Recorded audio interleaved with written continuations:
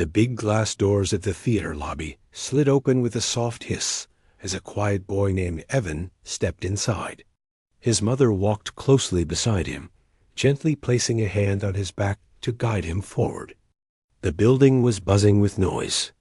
Dozens of kids were chatting, laughing, humming warm-up notes, some even practicing dance steps right there in the lobby.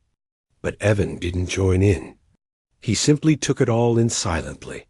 He clutched a folded audition sheet in his hand, the corners bent from nervous squeezing on the car ride over. The smell of old stage curtains and fresh paper programs drifted through the air, mixing with the faint tapping sound of shoes on the polished floor. This place felt too big, too loud, and far too overwhelming for him. Still, he was here because he loved singing in a way he couldn't fully explain. When he sang at home, the world felt calmed out. His mother leaned down a little and whispered, "You're going to be fine. Just breathe." Evan nodded, though his throat had tightened so much that breathing felt like work. He didn't regret coming. He only wished he didn't feel like every eye in the room might turn toward him at any second. A volunteer handed them a number sticker, #46. Evan peeled it carefully and stuck it onto his shirt. The simple act made his palms sweaty. Kids around him were warming up their voices, stretching their arms, running lines with friends. One boy even had a small speaker playing his backing track. Evan didn't bring anything except his voice, and suddenly he wondered if that made him look unprepared. "Do you want to sit for a bit?" his mother asked.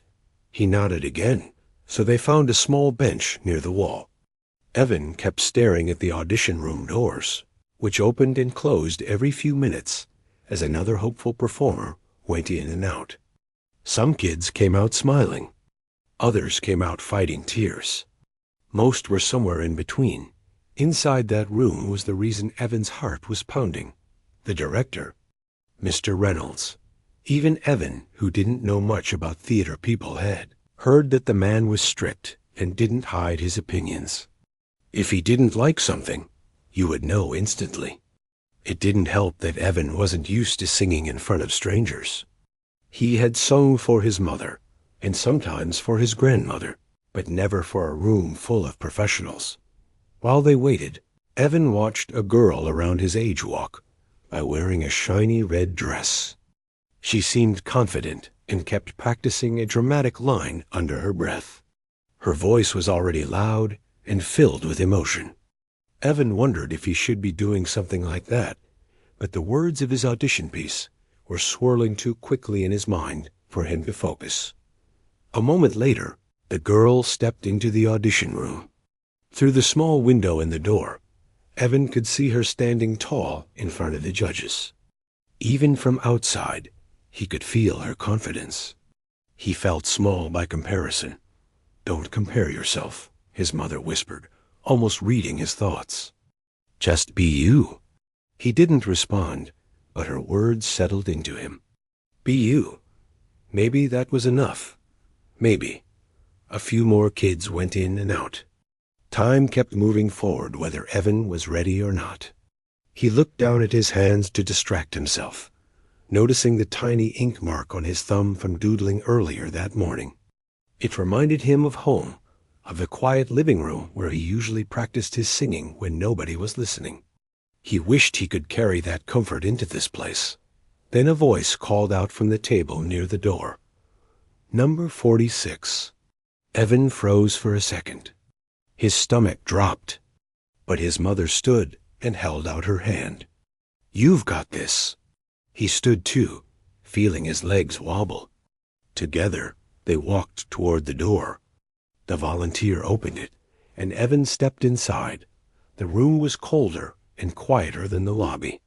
Heavy curtains covered the walls, soaking up every bit of sound. A single bright light pointed toward the center of the room, where a small piece of tape marked the spot each performer stood. 3 people sat behind a long table, an assistant on the left, a pianist on the right, and in the middle, the well-known director himself, Mr. Reynolds, looked up from a stack of notes. He wore a dark sweater and glasses perched low on his nose. His eyes were sharp, and the way he studied Evan made the boy's heart feel like it was fluttering against the inside of his rib cage. "Number 46, the director said. "Name?"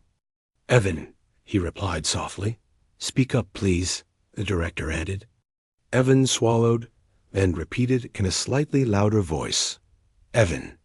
Mr. Reynolds nodded, though it wasn't clear if he approved. "All right. What will you be doing today?" Evan told him the song title, though his voice nearly cracked on the last word. The pianist glanced at the director, then at Evan, waiting for a signal. But before allowing him to start, the director leaned back in his chair and narrowed his eyes just a little. "Before we go into the piece, I'd like to hear some basics."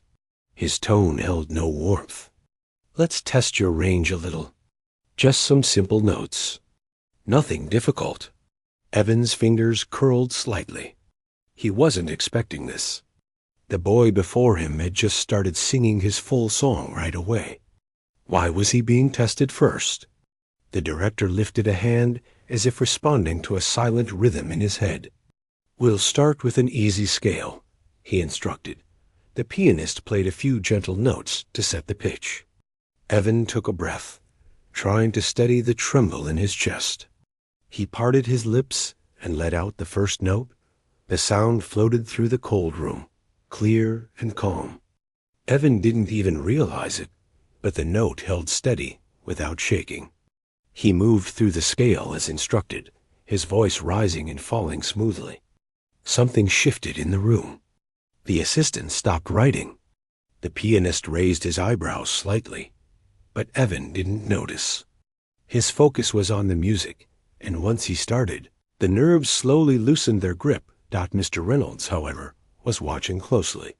His skeptical expression didn't fade, but something in his posture changed, almost like he had leaned in ever so slightly. "Again," he said. Evan did it again. This time the director's tapping finger on the table paused. The room, already quiet, somehow felt even more still. "Interesting," the director murmured under his breath. Evan felt a tiny swell of confidence, like the first spark of warmth in a cold room. He didn't smile, but for the first time since arriving, he didn't feel like running away. Mr. Reynolds adjusted his glasses and asked for a few more notes, slightly higher this time. Evan followed, not pushing his voice, just letting it go where it naturally wanted to. Each sound he sang seemed to fill the space softly but firmly, like a brushstroke painting the air. A few beats passed. The director finally lowered his hands and said, "All right. Good. Let's move on to your piece." The pianist positioned his fingers. Evan stepped to the mark on the floor, the bright light warming the top of his head. He took one more breath, steady and deep, even though the director's face still looked serious, maybe even doubtful. Evan felt something shift inside himself. He had made it this far. He had stood his ground. The fear wasn't gone, but it wasn't controlling him anymore. As the first notes of the music played, Evan closed his eyes just for a moment and imagined he was back home standing in the living room, singing to no one but himself, and with the next breath, he began. When the last note of Evan's warm-up faded into the thick curtains of the audition room, a small silence stretched across the space. It wasn't the kind of silence that comes from people waiting impatiently. It was the kind that folds itself into a room because something unexpected has happened, something no one is ready to comment on yet. The assistant glanced sideways at the director, as if waiting for him to make the next move. The pianist quietly shifted his sheet music, pretending not to look too curious. But all eyes were secretly on the director, who tapped the end of his pen against the table with slow, measured beats. His expression hadn't softened, not completely, but there was something different, now something thoughtful. "Let's continue," Mr. Reynolds finally said. Clearing his throat, his voice sounded almost stern, as if he had to remind himself that he was the one in control of the room. Still, there was a subtle shift in the air, He had expected little from the quiet boy standing under the bright spotlight, yet here he was, forced to pay more attention than he'd planned. Evan didn't fully understand the weight of the moment. He only felt the leftover tremor in his stomach. He wasn't sure if the director liked what he heard, or if he simply wanted to test him more. But he tried not to think too deeply. Thinking too much always made him nervous. "Whenever you're ready," the director said. The pianist gave Evan a quick nod before placing his fingers on the keys. The first soft notes floated through the room, gentle and steady, like a slow sunrise. Evan drew in a breath, trying to match the calm rhythm of the music. Then he began to sing. His voice, though quiet at first, carried a warm and natural tone. It wasn't forced or dramatic like some of the kids he'd heard in the lobby. It was simple, honest, the kind of voice that didn't try to impress, but somehow did. Anyway, Evan's eyes focused on a small spot on the back curtain. He knew if he looked at the director directly, he might lose the fragile balance he'd found. As he sang, a gentle confidence flowed into him, slow but steady, as though the music itself was helping him stand taller. Halfway through his piece, something unexpected happened. His voice settled into a rich, full sound rounder than before, clearer. Even Evan felt it. It was like finding a part of himself he didn't realize had been hiding. The pianist's fingers lifted slightly on the keys, as if surprised by the sudden shift. The assistant accidentally made a small noise as her pen tapped the paper, but she quickly caught herself, eyes widening a little. Evan kept singing, unaware of all of this.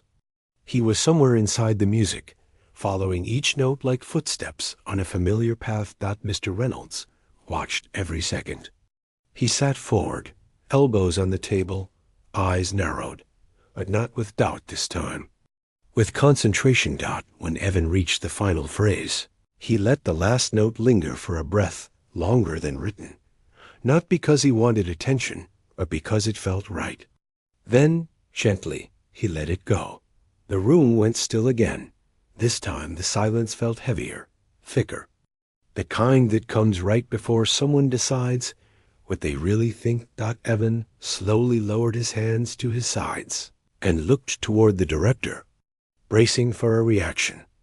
"Well," Mr. Reynolds began, rubbing the bridge of his nose as he sat back in his chair. "That was unexpected." The assistant glanced up, surprised to hear even that much. The director turned his gaze toward Evan.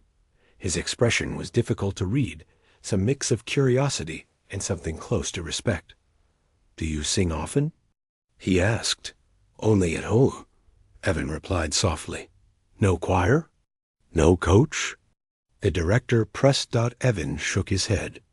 "Just my mother sometimes. She listens." The assistant's eyes softened a little. The pianist hid a small smile behind his sheet music. Mr. Reynolds leaned back, crossing his arms. Evan didn't know if that was good or bad. The director drummed his fingers on the table for a moment before speaking again. "Your tone is naturally controlled. Very controlled. And that's not something we hear every day." Evan blinked, unsure how to respond. But the director added sharply, "I need to see something else." The small spark of confidence Evan felt flickered. But he steadied himself. "What would you like me to do?" he asked. The director lifted a page from a stack and handed it to the assistant, who walked it over to Evan. The paper held a short section of melody from the main song of the show, a difficult one, filled with fast transitions and emotional shifts. "This is from the lead role," the director said plainly. The pianist raised his eyebrows in surprise. Testing a kid with that part of the song meant the director was considering the boy seriously. It wasn't something he did lightly. Evan stared at the page. The notes looked like little black birds swooping across a telephone wire. Complicated, sharp, bold. "I know you haven't practiced this," the director went on, "so don't overthink it. I just want to see how you handle something new, how you adapt." Evan nodded slowly. His palms felt warm, but he kept his breathing steady. The pianist gave him a quiet thumbs up from behind the piano, a small gesture that made Evan feel less alone. "All right," Mr. Reynolds said. "Let's hear it." The pianist played the intro. It was quicker than the previous piece, full of turns that twisted and rose sharply. Evan's eyes moved across the page, following the notes as best he could. Then he sang. He stumbled on the second measure, not badly, but enough for the director to notice. The director didn't react, though. He kept watching. Evan kept going, growing steadier with each line. Something inside him pushed forward, helping him catch the rhythm, adjust his breath, shift his tone. His voice climbed the harder notes one by one, wobbling here and there, but never falling apart by the last line. He hit a note he didn't expect to reach, a note that sat higher and fuller than he'd ever sung at home. His own eyes widened slightly. He didn't know where that sound came from. When the pianist finished, he lowered his hands slowly, almost in disbelief. Evan looked back at the director again. For the first time, he thought he saw a hint of a smile, small, brief, and almost hidden, but there. Mr. Reynolds cleared his throat as if catching himself. "Thank you, Evan. You may wait outside." That was it. No feedback, no reaction, just a simple instruction. Evan nodded, though his legs felt shaky again. He walked toward the door, hands slightly trembling. But before he reached it, he heard the director call out, not loudly, but enough to stop him. "Good work." Evan froze for a second, then turned around slightly. Mr. Reynolds was already looking back at his notes. As if he hadn't said anything at all, the assistant smiled kindly. The pianist gave him another small nod. Evan stepped out into the lobby. The moment he left the room, the noise of the waiting area rushed back around him, kids talking, parents whispering, footsteps echoing across the floor. But the world felt different now. His mother stood as soon as she saw him. "How did it go?" she asked, eyes full of worry. Evan opened his mouth, not sure how to answer. So much had happened so quickly. I think it went okay," he whispered. His mother hugged him tightly. "I'm proud of you no matter what." Evan sank into the hug, letting the warmth steady him. For a moment, he didn't think about the judges or the notes or the pressure. He just breathed. But behind all the calm, there was something new forming inside him, something he wasn't used to feeling. Hope, the small quiet hope he carried at home, hidden away in corners of his heart. This one felt larger, louder, like a door had opened somewhere. And for the first time, Evan let himself think, maybe he belonged here after all. Evan and his mother sat together in the waiting area after the audition. The noise of the lobby filled the space, but Evan heard very little of it. His mind was still inside that quiet room with the heavy curtains and the bright spotlight. He kept replaying the director's words in his head. Good work. Those two simple words felt unreal to him, almost like he imagined them. He had never been the type of kid who stood out. At school, he was the one who sat quietly in the back of the classroom. At family gatherings, he was the one who listened more than he spoke. He didn't expect praise, especially from someone like Mr. Reynolds. His mother touched his shoulder gently. "Do you want something to drink? Water?" He shook his head. His nerves were still buzzing, and he wasn't sure he could swallow anything. All around him, kids continued to go in and out of the audition room. The air hummed with excitement and tension. Parents whispered encouragement. Kids read their lines over and over. Some practiced dance moves in small corners of the room. It felt like the world was moving without stopping, but Evan sat still. Few minutes later, a volunteer walked out with a clipboard. "Everyone, thank you for your patience. We will announce who we need to stay for the second round shortly." Evan's heart jumped. Second round? He hadn't known there would be another. Some kids looked thrilled, others terrified. Evan wasn't sure which he felt, maybe both. His mother squeezed his hand. Whatever happens, you did amazing. Truly. He nodded, trying to hold on to her. Words. The volunteer returned to the table and exchanged a few words with the assistant from inside the audition room. They shuffled through papers, whispered, pointed at a list, whispered again. Finally, the volunteer stepped forward. We will. Call out the numbers of those who need to stay. If your number is not called, you are free to go for today. Thank you all for your time. Every kid fell silent. Even the ones who had been laughing minutes earlier now stood stiffly, staring at the volunteer. The first number was called. Number 12.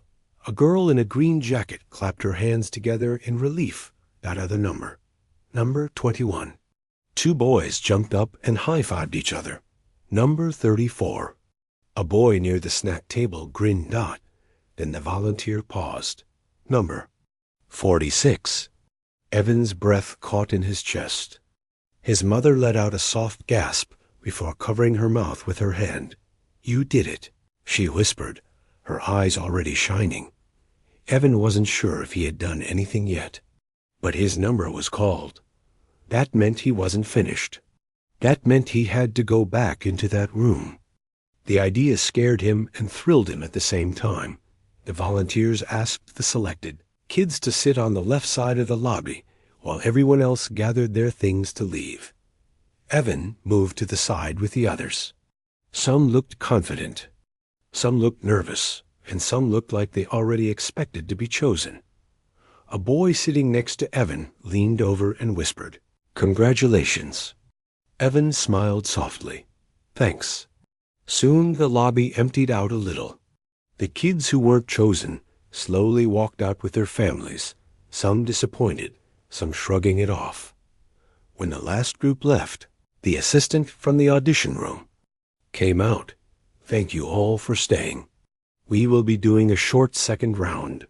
The director wants to see how well each of you follows direction. This round may include changes to the material you did earlier, or something completely new. Evan felt his stomach twist again. New material? He wasn't great at quick thinking.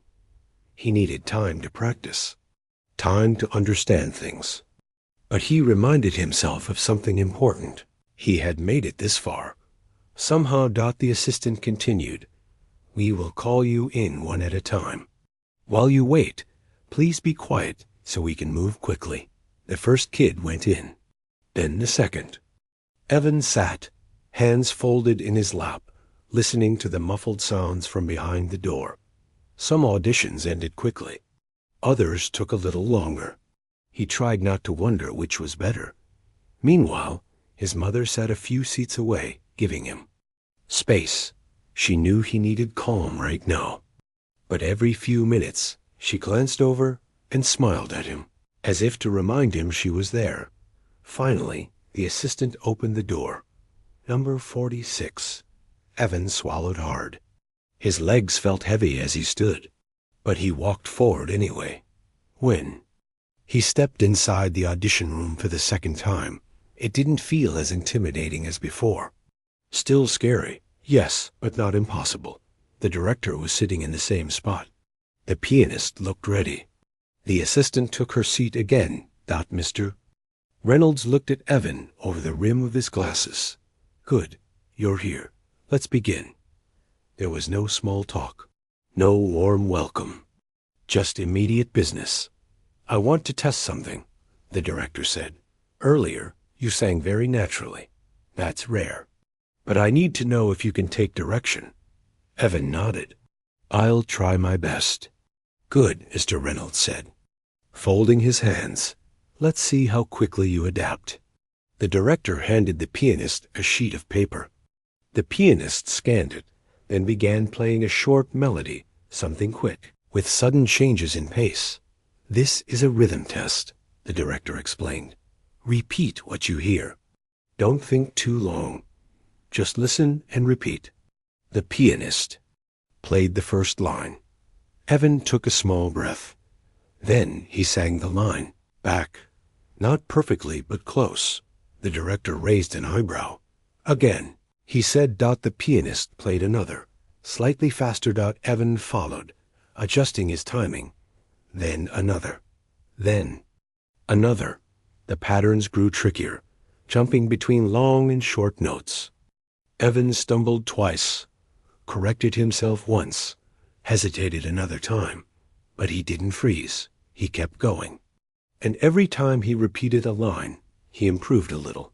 The director tapped his pen lightly against the table, observing without expression. Finally, he lifted his hand. Enough. Evan lowered his shoulders a bit, trying to steady his breath. Mr. Reynolds nodded slowly. Better than I expected. Evan felt warmth bloom quietly in his chest. The director wasn't finished. He leaned forward. I want you to sing from earlier again, he said. But this time, I want you to sing it differently. He took the sheet from his assistant and circled a line. Then he held it up. This part, he said, last time you sang it softly. I want to hear a stronger emotion here. Not louder, stronger. Make me believe what the words mean. Evan stared at the circled line. He understood the words. He knew what they meant. But showing emotion wasn't something he was good at. His feelings usually stayed quiet inside him. The pianist prepared to play. Evan closed his eyes briefly. When the music started, he followed the melody, his voice gentle at first. Then he reached the circled line. He remembered the director's words. Make me believe it. Something in him opened slowly, like a door that hadn't been used in a long time. He didn't force anything. He didn't try to sound dramatic. He simply let himself think about the meaning behind the line, about moments in his own life where he'd felt something similar. And suddenly, the sound coming out of his mouth felt different. Fuller. Truer. The assistant's pen stopped again. The pianist's eyes lifted. The director's expression sharpened. Evan didn't see any of it. He was still inside the music. When he finished, the last note hovered faintly, like a soft breath in the air. The room didn't move for a moment. Then quietly, the director spoke. Good, he said. Very good. Evan felt his heart jump. Not wildly, but with a gentle, steady beat. You may wait outside again, the director added. We will discuss the results soon. Evan nodded, stepped back, and left the room. This time, when the lobby noise returned around him, he didn't feel swallowed by it. Instead, he felt grounded, his steps lighter. His mother stood up immediately when she saw him. How was it? Evan let out a soft breath. I think it went okay, he said again, but this time there was a small smile on his face. She hugged him tight. I knew you could do it. The other kids from the second round were already seated, waiting anxiously. Evan sat among them, feeling something he hadn't felt before. Not fear, not confusion, but belonging. He didn't know what the director would decide. He didn't know what came next.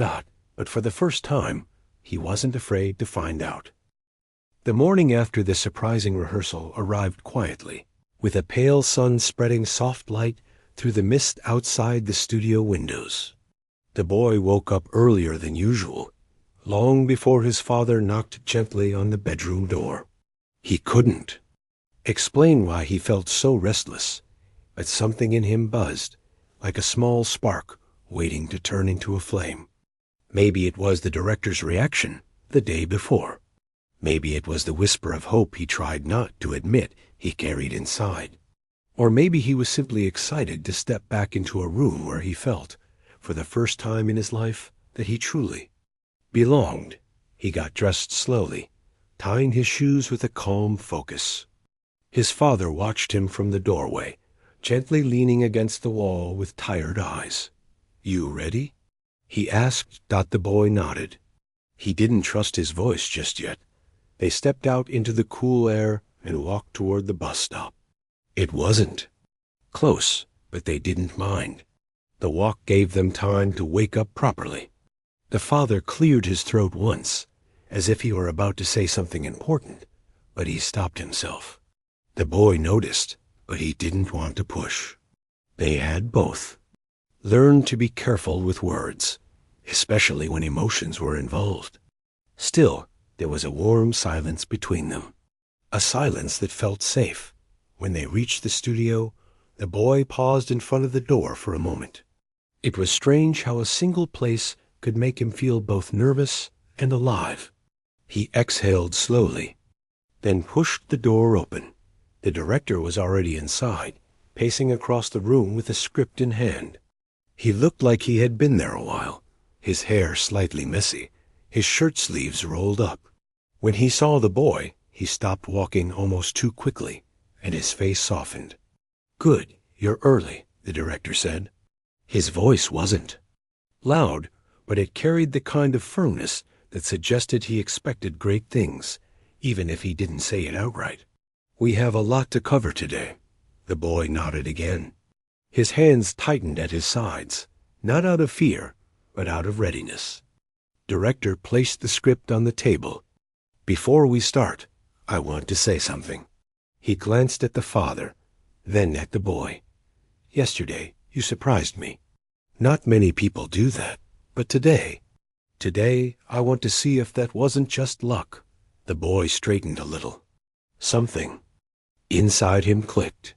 "I want you to show me you can do this on purpose," the director continued.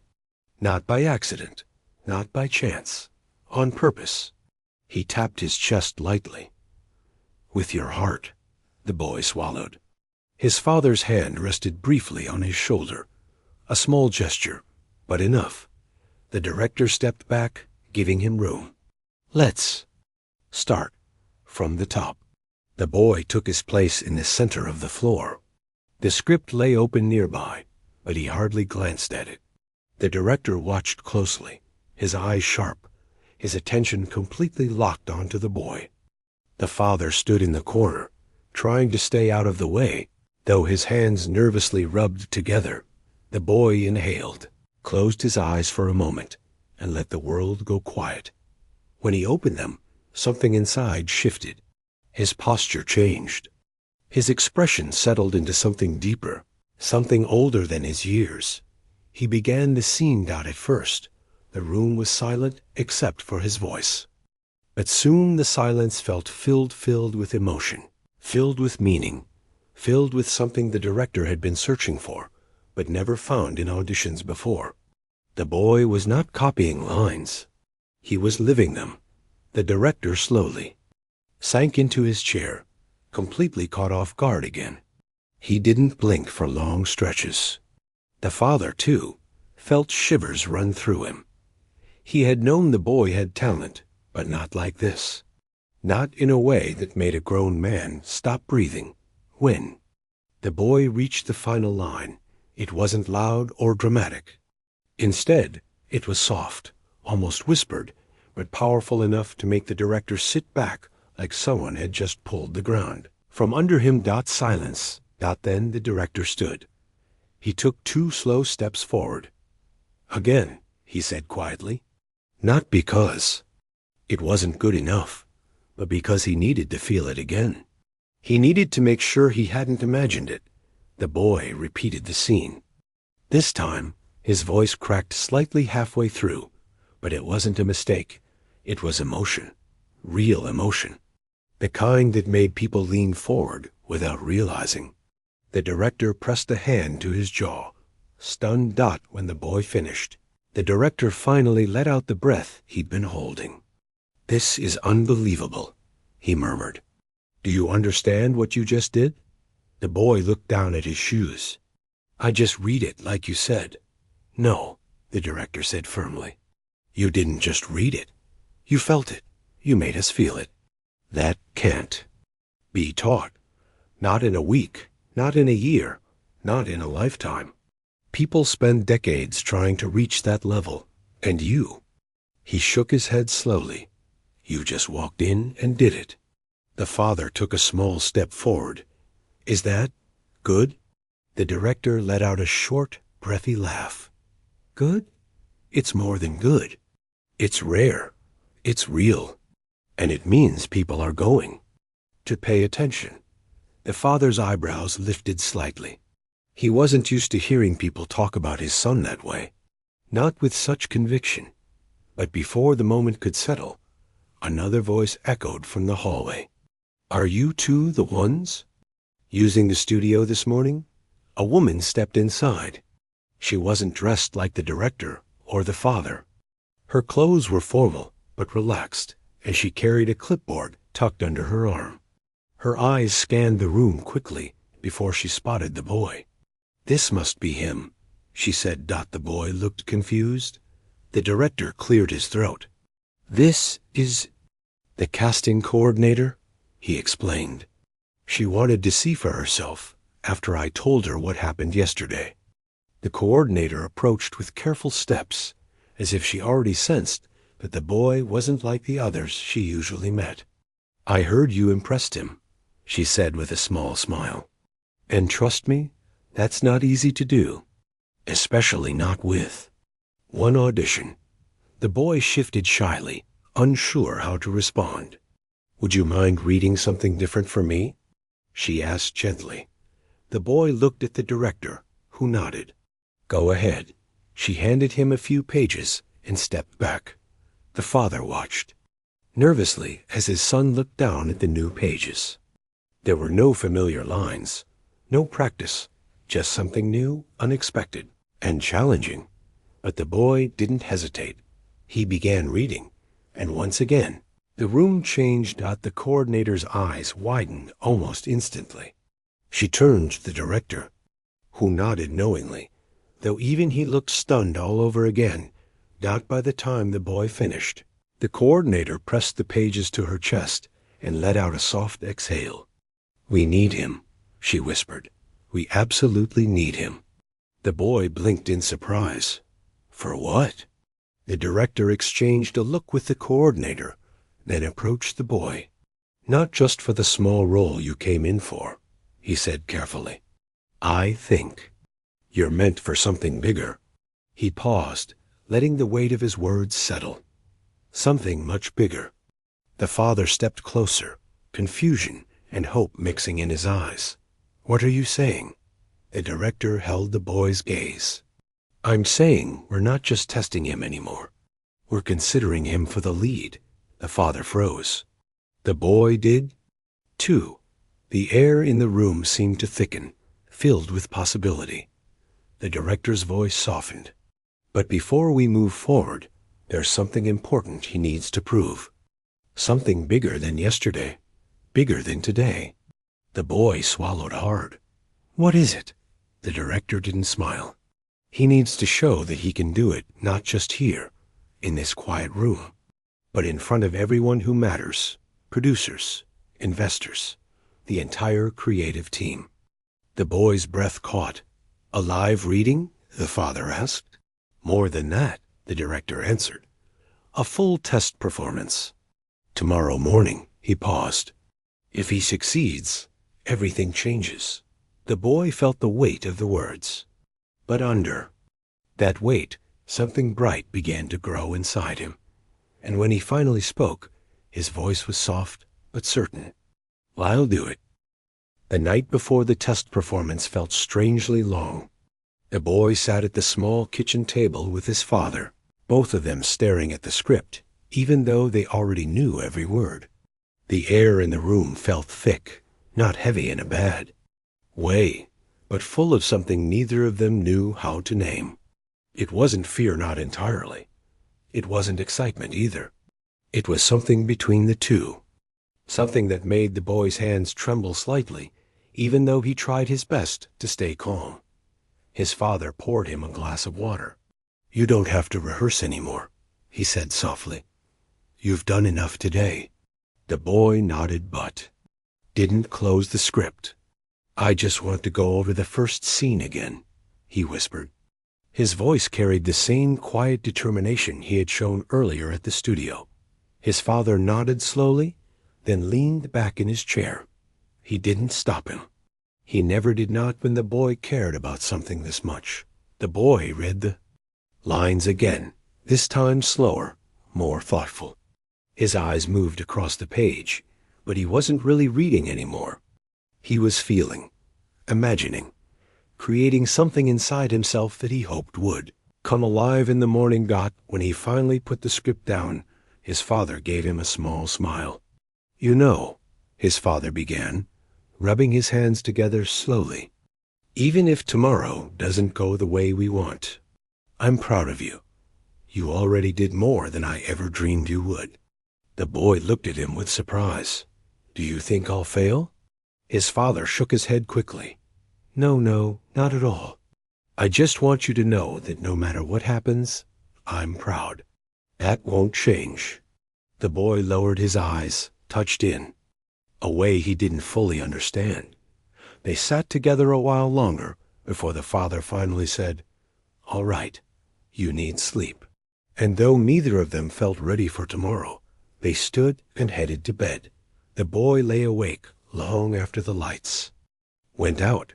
His mind replayed every word the director had said, every look the casting coordinator gave him, every moment in the studio when he felt something special rise up inside him, something powerful, something natural, something he hadn't even known he carried. He didn't know when he finally drifted off, but when his father woke him in the morning, the first thing he felt was the same spark that had lived in him the day before. The sun hadn't risen yet when they left the house. The sky was dark blue, quiet and still. The boy walked faster than usual, something like determination pushing his steps forward. The father kept looking at him, trying to read his mood, but the boy's expression was calm. When they reached the studio building, the doors were already open. Lights glowed from the hallway, and voices could be heard from inside the main room. The boy paused before entering. "Are you ready?" his father asked. The boy nodded once. "Yes." Inside, the atmosphere felt completely different from the previous days. More serious, more focused. Several people stood around the room: producers, investors, and members of the creative team. Some held clipboards, others had cameras or small devices for notes. They all looked up when the boy walked in. The director approached immediately. His face showed a mix of nervousness and pride. "Good," he said. "You're right on time." The boy glanced at the group of strangers watching him. His heartbeat quickened, but he didn't step back. The director leaned closer. "Remember what I told you yesterday. Don't try to impress them. Don't try to be perfect. Just be honest. Everything you did before, do it with that same heart." The boy nodded. Then the director motioned to the center of the room. "Take your place." The boy stepped forward, standing where the tape marks on the floor had been placed. The room grew quiet. Every seat was filled. Every eye was on him. The father remained near the doorway, shoulders tense, fingers pressed together in worry. He had never seen this many important people in one room, and he wasn't sure how his son would handle the pressure. The director took a step back and addressed the team. "We're starting with scene 1. Whenever you're ready," he told the boy. Suddenly, the world went still. The boy closed his eyes. He inhaled slowly, and when he opened them again, he wasn't just standing in a studio. He was standing in the story. He began the scene. There was no shaking in his voice, no hesitation, no rushing. He spoke the lines as though they were pieces of himself. He moved with natural rhythm, never forcing anything. Every word sounded like a real thought, not something memorized. The producers looked at each other, eyebrows raised. The director watched with his arms crossed, but his eyes shined with a kind of awe he tried to hide. Even the father, who had heard the boy practiced the same lines dozens of times, felt tears gather at the corners of his eyes. There was something different about the way the boy performed, now something mature, grounded, and hauntingly real. When the first scene ended, the room remained silent for several seconds. Then one of the producers leaned forward. "Let's continue." The boy moved into the next scene, then the next, each one carrying more emotion than the last. He showed anger without raising his voice, pain without crying, hope without smiling. Everything he expressed came from a place deeper than technique. Halfway through the performance, the coordinator whispered to someone beside her, "This kid. This is something I've never seen." The director heard her and nodded subtly. When the boy reached the final scene, the room tightened. This was the moment that mattered, most the one that would show whether he truly had the depth they needed. He took a small step forward. The air felt cold against his skin. The silence felt heavier than before. He spoke the first line softly. Then he let himself sink into the moment. He wasn't thinking about the people watching him. He wasn't thinking about impressing anyone. He was thinking about the story. About the heart of it. About what it meant. As the scene reached its emotional peak, something unexpected happened. His voice broke, not in fear, not in weakness, but in sincerity. The kind of break that comes from someone who feels every word they're saying. No one in the room moved. When the last line left his lips, it felt like the world exhaled with him. Silence, a deep one. Then the director spoke first. "Thank you," he said quietly, though his voice sounded strained. That was. He couldn't finish. Another member of the creative team cleared his throat. "That was remarkable. Absolutely remarkable." The producers nodded, whispering to each other. A few wrote notes quickly. Others simply watched the boy, studying him carefully. The boy stood still, breathing hard but steady. He didn't know what their reactions meant. He didn't know if silence was a good thing or a bad thing. His father stepped forward slowly, afraid to break the moment. The director finally turned to the team. "Well?" he asked. One of the senior producers stood. "We need to talk," he said. The director nodded. "Of course." They motioned the director to follow them to the side of the room. The coordinator joined. The group formed a tight circle, whispering quickly but seriously. The boy watched them, unsure. His father reached him and placed a hand on his back. "You did amazing," his father whispered. And this time, he wasn't just being encouraging. He meant it. The boy looked up at him. "Do you think they liked it?" "They'd be out of their minds if they didn't," the father said. Minutes passed. The boy waited quietly, trying not to show how nervous he felt. His hands twisted slightly in front of him. His feet shifted. He tried to steady his breathing. Finally, the group turned.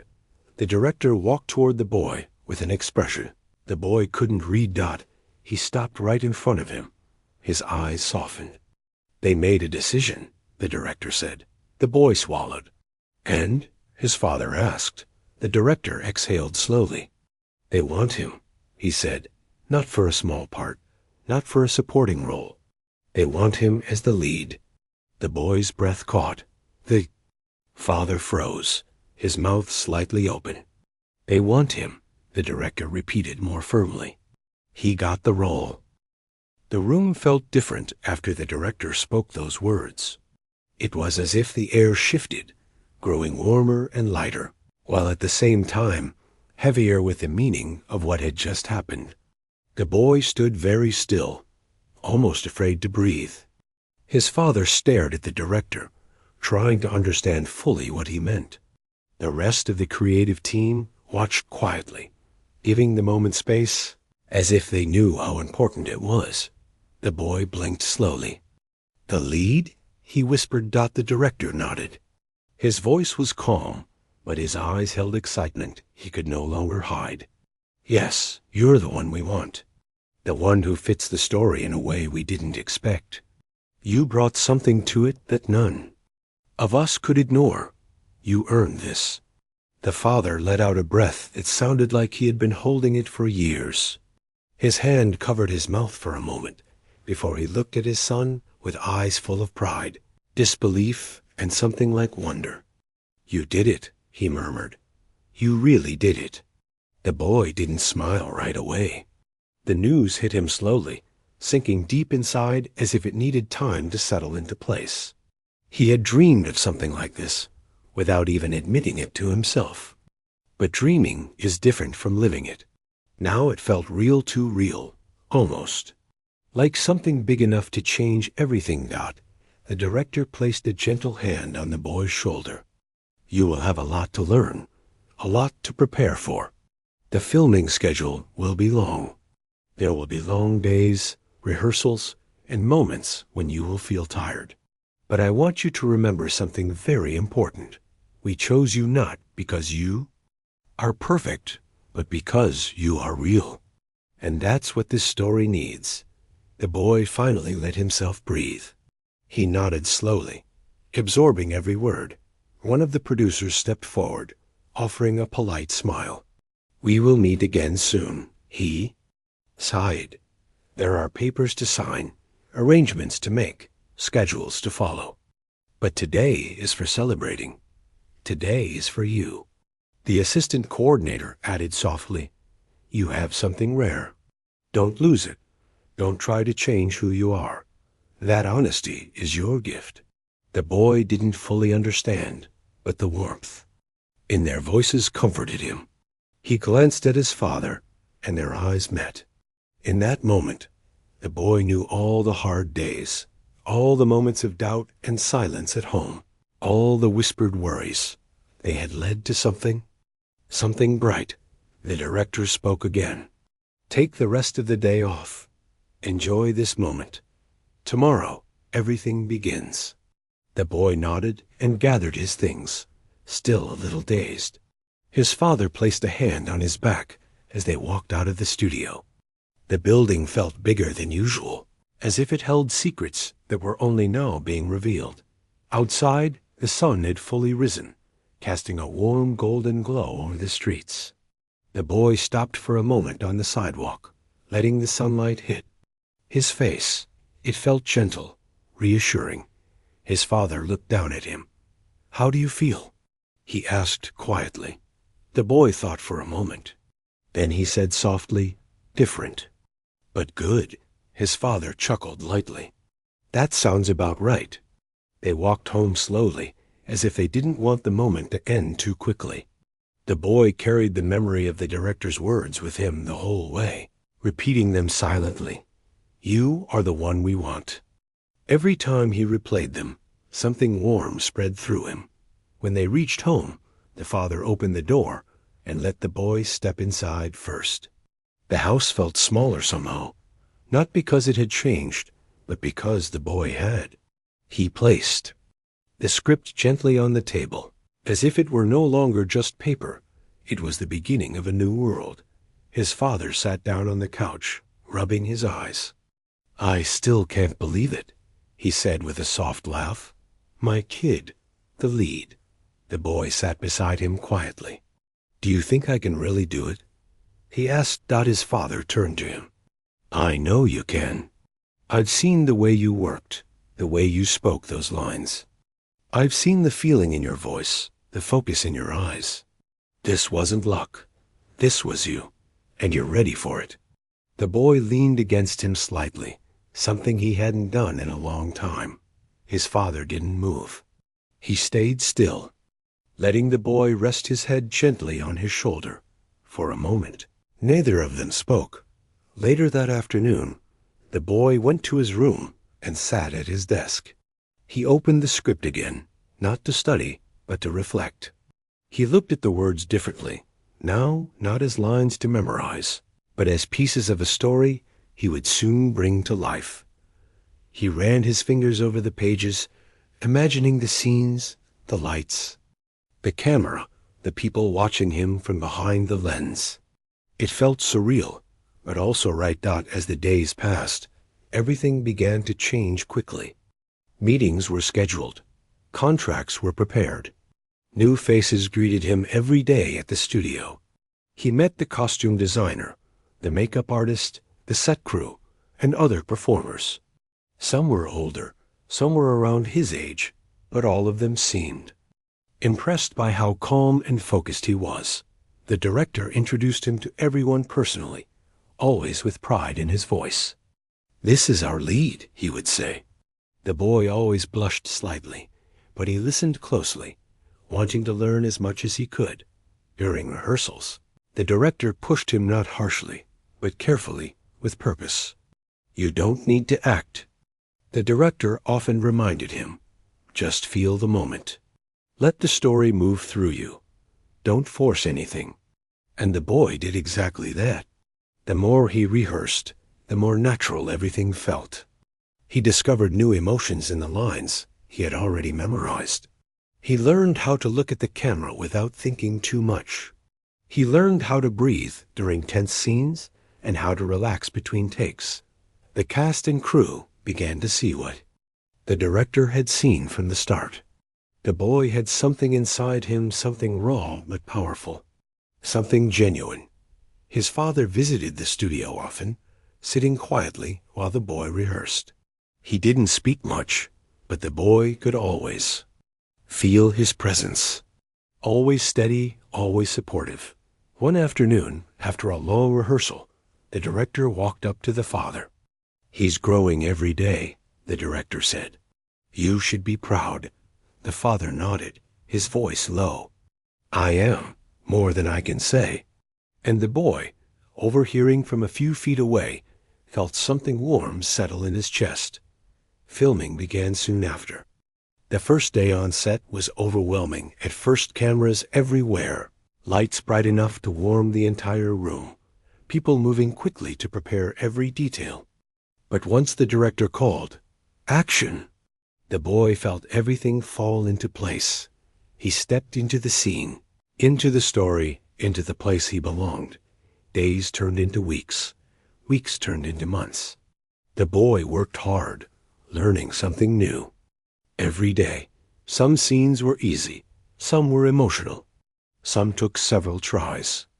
But through it all, the boy remained steady, focused, and sincere. People on the set began talking about him. They said he had something rare, something you couldn't teach. They said he was going to be someone important someday. The director only said one thing whenever he heard such comments: "He already is." When filming finally ended, everyone clapped for him. Some hugged him. Others shook his hand. But the boy only smiled shyly, feeling thankful for everything. The father stood nearby, tears quietly running down his cheeks. "You did it," he whispered again, "just like the first day. You really did it." The boy hugged him tightly this time, without hesitation. Months later, when the film finally premiered, the boy and his father sat together in the theater. As the screen lit up and the story unfolded, the boy watched himself with disbelief. He wasn't just reading lines anymore. He was living them. And when the credits rolled, the audience stood up. They clapped. They cheered. Some even wiped tears from their eyes. The boy looked around. Stunned. His father leaned close and whispered, "This is only the beginning." The boy didn't respond immediately. He looked at the screen one more time, and at his father. Finally, he smiled. He had come a long way from the quiet auditions, the uncertainty, the fear of not being enough. The director had tested him once, doubting him like everyone else. But seconds later, he couldn't believe his ears. And now the world couldn't either.